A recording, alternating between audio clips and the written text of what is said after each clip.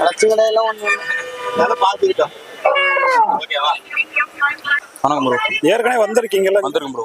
எந்த அண்ணா கடை எடுத்திருக்கீங்க? அண்ணன் கிட்ட ஏற்கனவே மாடு எடுத்துட்டு போனீங்களா? அது எப்படி இருக்கு கறவை? நல்லா தான் இருக்கு. எவ்வளவு கறக்குது? ஃபர்ஸ்ட் தான் 17 லிட்டர் எடுத்தீங்களா? 17 லிட்டர் 17 கறக்கு. 17 ஃபர்ஸ்ட் கண்ணு தான். ஃபர்ஸ்ட் கண்ணுக்கு 17 கறந்துருக்கு. சொன்னா 17 கிடைக்கும். இந்த காரியமாக தான் எடுத்தது. மீடியமான மாடு நீ வீடியோல படத்தை கூட தெரியும். Okay okay. ஒரு மீடியமான மாடு பல்லு வைக்காத கிடையாது.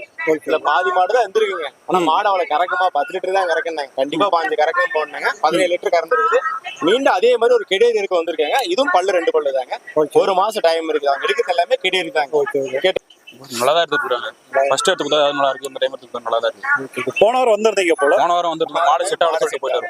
வெயிட் பண்ணி வருஷம் நேரம் வெயிட் பண்ணி எடுத்துலாம் மாடு நேரம் வந்து வெயிட் பண்ணிருக்கோம். எந்த ஊர் நம்மளது? நாங்க இது நாட்டம்பள்ளி. நாட்டம்பள்ளி. ஆமா.